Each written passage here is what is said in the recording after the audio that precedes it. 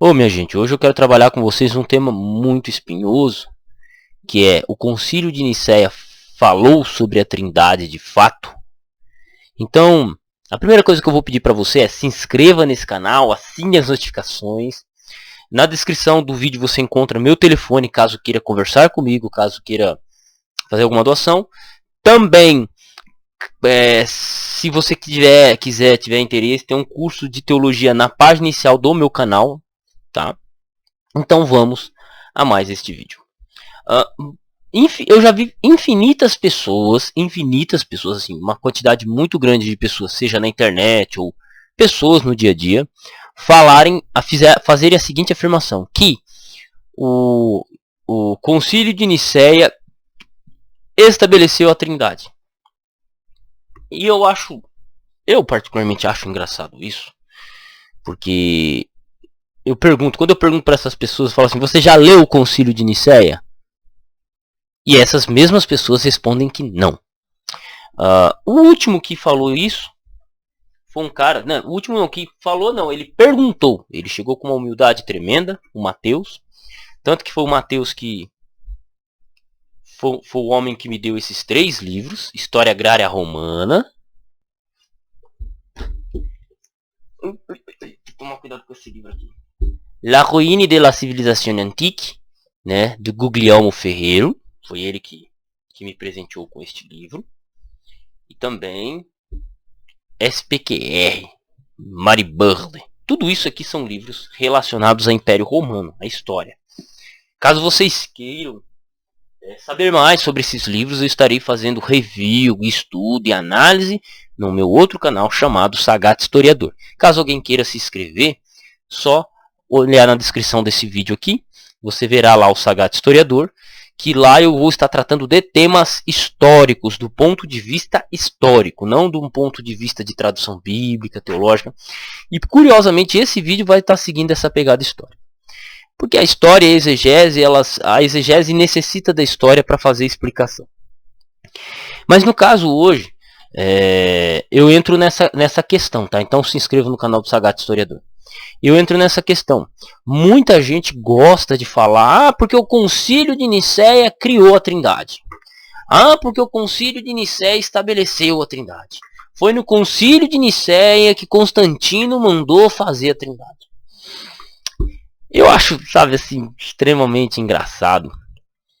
Extremamente engraçado. Realmente, de fato, eu acho engraçado. Por quê? Quando a gente olha, por exemplo, se você ler o Concílio de Nicéia, você não vai ver a palavra Trindade.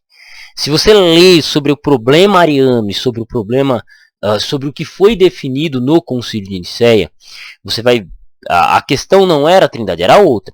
Você pode até falar assim, não, o Concílio de Nicéia lança bases para a futura Trindade, para a compreensão trinitariana.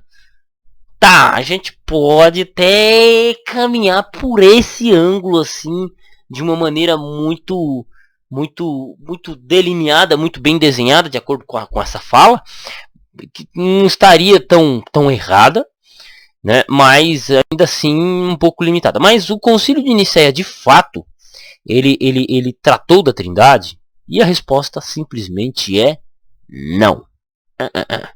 O Concílio de Nicéia não estabelece a Trindade.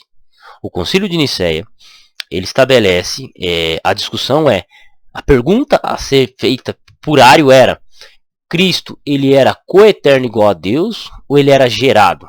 Foi gerado por Deus num dado momento da eternidade. Então, esse era o questionamento de Ario, e aí isso foi respondido por Atanásio.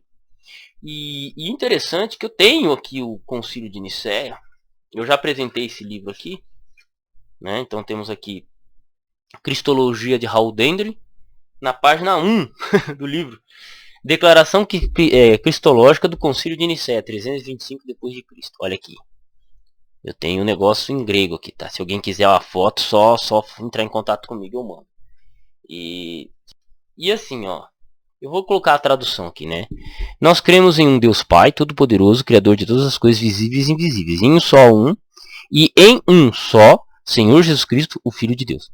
Gerado do Pai, Filho unigênito. Isto é, da natureza do Pai, Deus de Deus, luz da luz, verdadeiro Deus de Deus, verdadeiro. gerado, não criado da mesma substância do Pai. Homoiousen.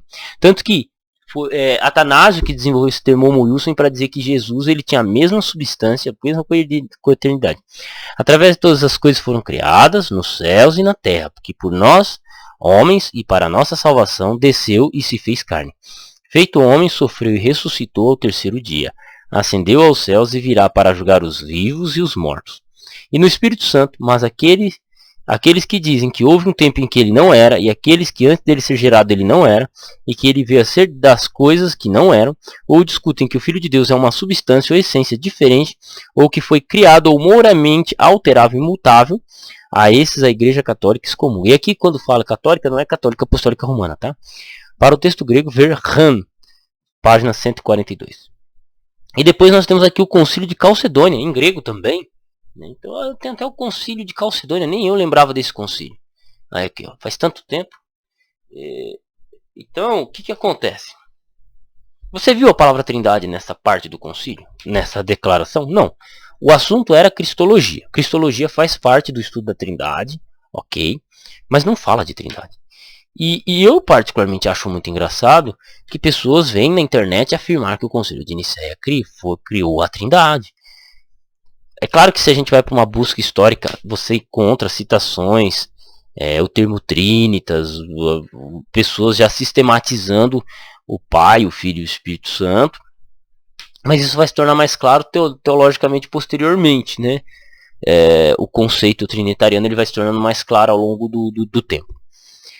É uma discussão que se desenvolve também. E o que acontece?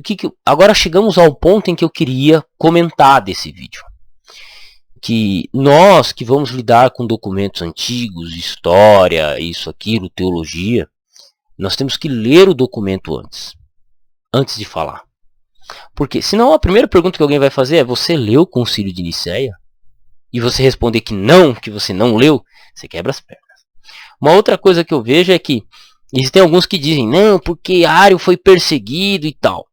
Só que se você ler, por exemplo, o Edward Gibbons, Declínio e Queda do Império Romano, e você vê a parte em que Atanásio viveu, a parte que conta de Atanásio, Atanásio foi perseguido pelos arianos. Por quê? Quando o cristianismo ele começa a se tornar religião oficial, você tinha tendências arianas. Ário era forte dentro da política. Então eles utilizaram a força estatal para perseguir o Atanásio. Atanásio teve que fugir para o Egito várias vezes, foi escondido em igrejas, isso aqui. Tudo isso. Atanásio comeu o pão que o diabo amassou na mão desses caras, velho.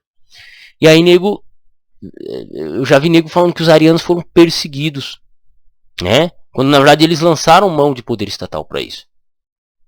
E caso alguém queira saber, cara, é só adquirir o livro Edward Gibbons, Declínio e Queda do Império Romano, é um livro barato. Tem PDF também, pode baixar o PDF. Sinta-se à vontade. É um baita livro, você vai lá na página da que conta a história de Atanásio. E é muito importante isso aí. Por quê? Porque às vezes começam a dizer assim: porque os trinitarianos perseguem isso. Quando você vai na história, não é bem assim. Né? Hoje, por exemplo, se a igreja cristã ela tem uma postura com relação à cristologia de Cristo, a cristologia relacionada a Cristo, dele ser igual a Deus, coeterno e tal, nós devemos isso de certa forma a Atanásio. Atanásio que sistematizou e ele conseguiu vencer o debate. As duras penas, porque ele foi perseguido, ele comeu o pão que o diabo amassou. Então, por que eu comento isso com vocês? Veja que eu estou citando pelo menos 2 livros, né? 2 referências que eu puxei, né? Aqui, Edward Gibbons, Declínio e Queda do Império Romano, que é um baita historiador eclesiástico. E por que eu digo isso? Porque é interessante, é importante. Nós que estamos em busca da verdade, e pode ser que eu cometa algum equívoco aqui, é natural do ser humano, mas nós que estamos em busca da verdade, nós temos que buscar a verdade. Né? Nós que estamos em busca da verdade, temos que buscar a verdade, né? Já estamos em busca. E pode ser que a gente tropece em algum momento aqui e ali, porque nós somos falhos. Mas a gente tem que estar sempre nessa busca.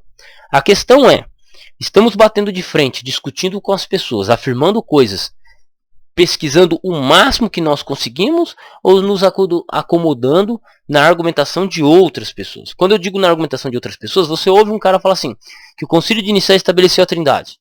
Aí você ouve o que o cara disse e você foi pesquisar? Não, você ficou com o que ele disse. Por quê? Porque ele é isso, ele é aquilo. Não, pera aí, vamos pesquisar. Vá na fonte o máximo que for possível. Pesquise mais profundamente. É claro que não dá para a gente fazer isso em todos os temas, em todos os assuntos. Demanda tempo. A busca pela verdade demanda tempo. Demanda sinceridade. Só que a questão é, nem todos são sinceros. Nem todos os que vão vir aqui falar na internet são sinceros. Nem todos querem a busca pela verdade, a busca pela realidade. E o meu convite é esse para você. E não cometa esse erro de afirmar coisas sem você conhecer, sem você ter lido. Vou falar sobre o Concílio de Nicéia. Leia o Concílio de Nicéia. Procura aí se você encontra o Concílio de Nicéia completo, né? E procure e veja se você encontra algo relacionado à Trindade. Procure. Vá na fonte. Né? Porque esse é um erro que constantemente pessoas têm cometido. Então, é triste, é trágico, é uma pena, né? É uma pena. E nós temos que estar buscando, né? Ok? Então, eu agradeço a oportunidade de estar falando aqui. Se você assistiu esse vídeo até agora, me sinto honrado pela sua audiência, pela sua atenção. Caso queira comentar, comente aqui, deixe sua descrição. Se eu cometi algum equívoco também, por favor, comente.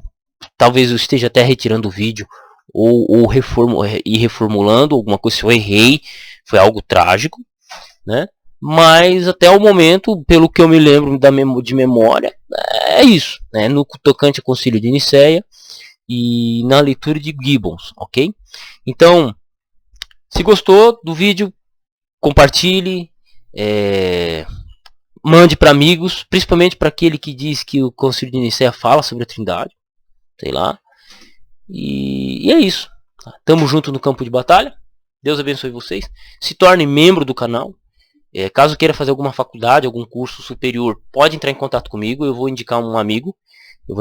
Que ele é diretor de um polo de faculdade, com valores super acessíveis.